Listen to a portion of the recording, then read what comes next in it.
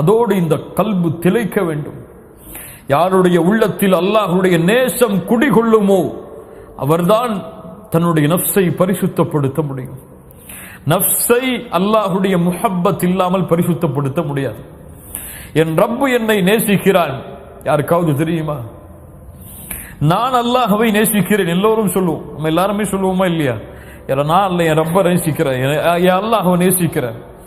ஆனா என் ரப்பு என்ன நேசிக்கிறானா தெரியுமா நமக்கு? என் ரப்பு என் மேல இந்த நிலையில் நான் பொருந்தி கொண்டுதான் இருக்கானா? என் மனைவிக்கு தெரியும் நான் யாருன்னு சொல்லி, என் பிள்ளைகளுக்கு தெரியும் நான் யாருன்னு சொல்லி. அல்லது என் மனைவிக்கு நான் மிக முஹப்பத்துள்ள ஒரு மனிதன், என்னுடைய பிள்ளைகளுக்கு ஒரு முஹப்பத்துள்ள ஒரு மனிதன், என் நண்பர்களுக்கு முஹப்பத்துள்ள ஒரு மனிதன். என் ரப்புக்கு நான் யாரு? அதை என்னைக்காவது சிந்திச்சு பார்த்திருக்குமா?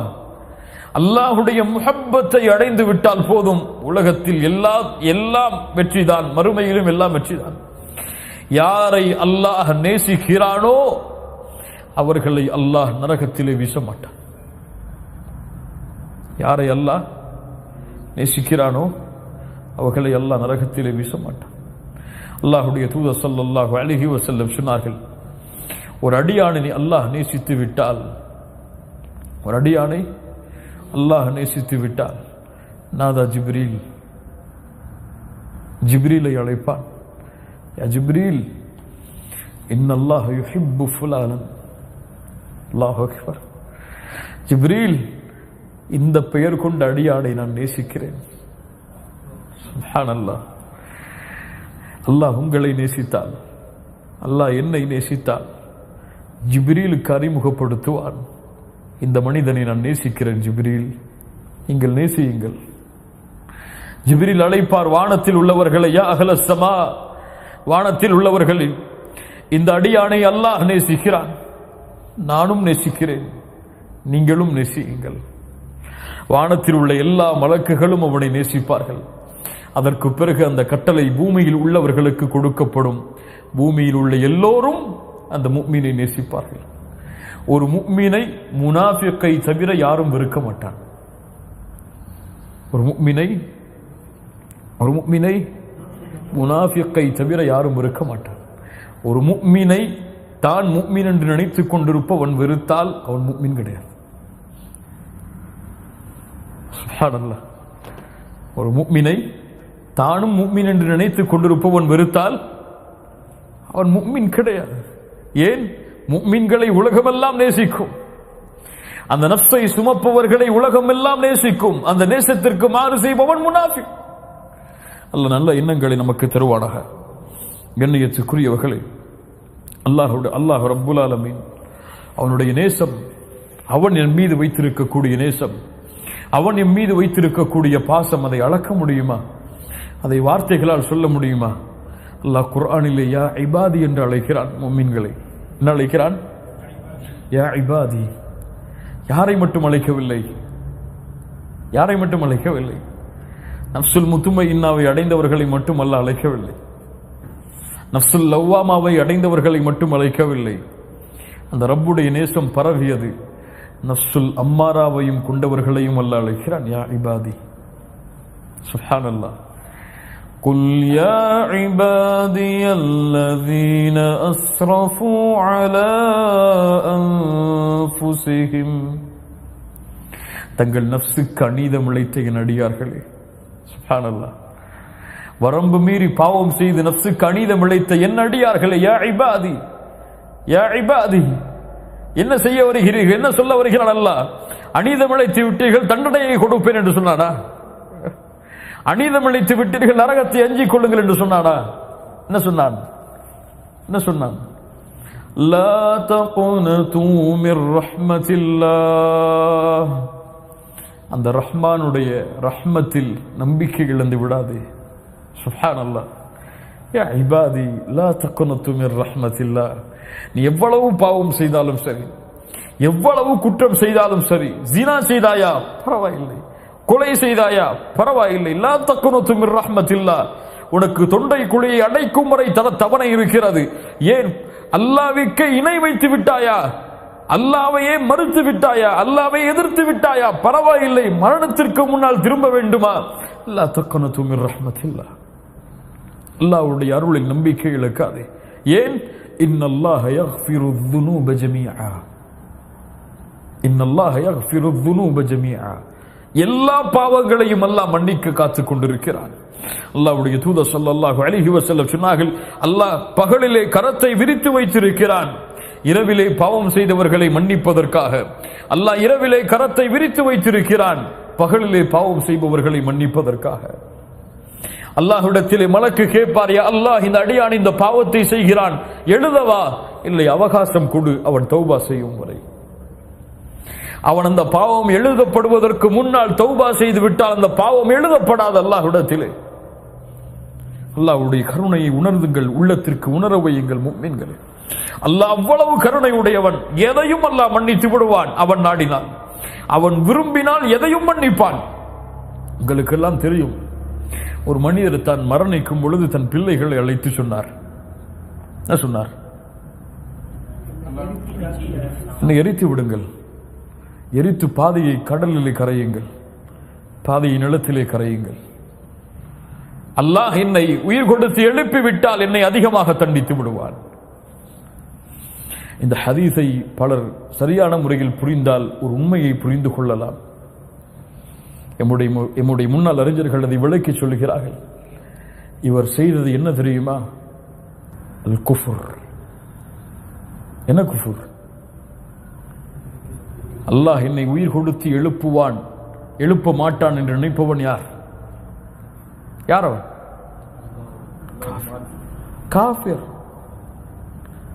அல்லாஹ் எழுப்புவான் என்ற தன்மையில் இவன் ஜாஹிலாக இருந்தான், அறியாதவனாக இருந்தான், அல்லது அறிந்தும் அந்த நேரத்தில் அதை அவன் மறந்து விடுகிறான். அல் குஃப்ரு பில் ஜஹல். இவனை அல்லாஹ் உயிர் கொடுத்து எழுப்பினான். லிம்ம ஃபஅல்த ஹாதா யா அப்தி, என் அடியானை ஏன் இப்படி செய்தாய்? ஒரே வார்த்தை தான் சொன்னார் அவர், மகாஃபத்துக யா ரப். பயம் செய்ய வச்சிருச்சு ரப்பே, உன் பயம். நீ என்னை உயிர் கொடுத்து எழுப்பினால், என்னை தண்டித்து விட்டால் நான் செய்த பாவங்களுக்கு நிலைமை என்ன என்ற பயம். அல்லாஹ் சொன்னான், உன் எல்லா பாவத்தையும் மன்னித்து விட்டேன், சொர்க்கத்துக்கு போன்றான். சுப்ஹானல்லாஹ். அல்லாஹ் தன்னை உயிர் கொடுத்து எழுப்புவான் என்பதை அவன் மறந்து ஜாஹிலாக இருந்தான், அதையும் அல்லாஹ் மன்னித்தான். உங்களுக்கு எல்லாம் தெரியும், இந்த அல்லாஹ்வுடைய அச்சத்தை சுமந்த ஒரு பெண்மணி, அல்லாஹ்வுடைய தூதர் ஸல்லல்லாஹு அலைஹி வஸல்லம் சஹாபாக்களோடு மஸ்ஜிதிலே உட்கார்ந்து பேசிக் கொண்டிருக்கிறார்கள். அப்போது அந்த பெண்மணி வருகிறார்கள். அந்த அல்லாஹ்வுடைய தூதருக்கு முன்னால் வந்தார்கள். யா ரசூலல்லாஹ், யா நபி அல்லாஹ், நான் விபச்சாரம் செய்து விட்டேன், ஃபதஹிர்னி, நீ சுத்தப்படுத்துங்கள் அல்லாஹ்வுடைய தூதரே. அல்லாஹ்வுடைய தூதர் ஸல்லல்லாஹு அலைஹி வஸல்லம் சொன்னார்கள், என்ன சாட்சி வைத்திருக்கிறாய் நீ? சாட்சி இல்லையே, சென்று விடு என்னை விட்டு. நீ அப்படியே செய்தாலும் சென்று விடு, சாட்சி இல்லை அதற்கு, உன்னை தண்டிக்க முடியாது. அல்லாஹ்வுடைய தூதரே, சாட்சி வேண்டுமா? இதோ என் வயிற்றிலே குழந்தை, இந்த குழந்தை தான் அதற்கு சாட்சி. ஃபதஹிர்னி யா ரசூலல்லாஹ். அல்லாஹ்வுடைய தூதர் சொன்னார்கள், வயிற்றிலே குழந்தையை சுமக்கிறாய், உனக்கு தண்டனை கொடுக்கலாம், குழந்தைக்கு முடியாது, போ. குழந்தை பெற்றெடுத்ததற்கு பிறகு வா. யாரையும் கூட அனுப்பல, போயிட்டு வாங்க, இவரை பாதுகாத்துக்குங்க, குழந்தை பெற்றதுக்கு அப்புறம் கூட்டு வந்துருங்க. அந்த சஹாபிய பெண்மணி சொல்லுகிறார்கள், சென்று குழந்தை பெற்றெடுத்ததற்கு பிறகும் வந்தார்கள். ஃபதஹிர்னி யா ரசூலல்லாஹ். அல்லாஹ்வுடைய தூதர் சொன்னார்கள், குழந்தைக்கு யாரம்மா பால் கொடுப்பார்கள்? பால் கொடுத்து முடித்ததற்கு பிறகு வா. பால் கொடுத்து காலம் முடிந்ததற்கு பிறகு வந்தார்கள். ஃபதஹிர்னி யா ரசூலல்லாஹ். கையிலே ஒரு உணவை வைத்திருந்தார்கள். இதோ இந்த குழந்தை உணவை சாப்பிடுகிறது, பாருங்கள் அல்லாஹ்வுடைய தூதரே, பால் குடி காலம் முடிந்து விட்டது, ஃபதஹிர்னி. அல்லாஹ்வுடைய தூதர் அந்த குழந்தையை ஒரு சஹாபி இடத்திலே ஒப்படைத்து விட்டு அந்த பெண்ணை அழைத்து தண்டனையை கொடுத்தார்கள். ஹத்து நிறைவேற்றப்பட்டது. பல ரிவாயத்துகளிலே வருகிறது. ஒரு ரிவாயத்திலே உமர் பின் கத்தாப் ரலியல்லாஹு அன்ஹு அந்த பெண்ணுக்கு அல்லாஹ்வுடைய தூதர் ஜனாசா தொழுகை நடத்த வரும் பொழுது அல்லாஹ்வுடைய தூதரிடத்திலே கேட்டார்கள், யா ரசூலல்லாஹ், யா ரசூலல்லாஹ், இந்த பெண் விபச்சாரம் செய்தால் அந்த விபச்சாரம் செய்ததற்கு பிறகும் துஸல்லி அலைஹா யா நபி அல்லாஹ் வகத் ஜனத், இந்த பெண் விபச்சாரம் செய்ததற்கு பிறகும் இந்த பெண்ணுக்கு நீங்கள் தொழுகை நடத்துகிறீர்களா? அவள் செய்த பாவத்திற்கு தண்டனையை அனுபவிக்கிறாள், அதற்கு ஏன் நீங்கள் தொழுகை நடத்த வேண்டும்? விபச்சாரிக்கு தொழுகையா? உமரே என்ன சொல்கிறாய்? உமரே என்ன சொல்கிறாய்? இந்த பெண் செய்த பாவ மன்னிப்பை மதீனாவிலே வாழக்கூடிய 70 பேர்களுக்கு பங்கு வைத்தாலும் பத்தாது, விரிந்திருக்கும் பாவ மன்னிப்பு. அல்லாஹ் அக்பர். யார் அழைத்து வந்தார்கள் அந்த பெண்ணை? யார் காட்டி கொடுத்தார்கள் அந்த பெண்ணை? யார் பாதுகாத்து வந்தார்கள்? குழந்தை பெற்றெடுத்ததற்கு பிறகு, பால் கொடுத்ததற்கு பிறகு அந்த பெண் அல்லாஹ்விடத்திலே குற்றவாளியாக மறுமையில் நின்றுவிடக் கூடாது என்று பயந்தாள். இந்த பாவத்தை சுமந்த இந்த நஃப்ஸோடு என் ரப்பை நான் சந்தித்து விடக்கூடாது என்று பயந்தாள். இந்த பாவத்தோடு என் ரப்புக்கு முன்னால் நான் நின்றுவிடக் கூடாது என்று பயந்தாள். இந்த பாவத்தை பற்றி அல்லாஹ் மறுமையிலே என்னை கேட்டுவிடக் கூடாது, அதற்காக என் உயிரை இழக்க வேண்டுமா? இழக்க தயாராகிறேன். அல்லாஹ்வுடைய தூதரே, எடுத்துக் கொள்ளுங்கள் என் உயிரை, அல்லாஹ்விடத்திலே சுத்தமானவளாக நான் நிற்க வேண்டும் என்று பயந்தான்.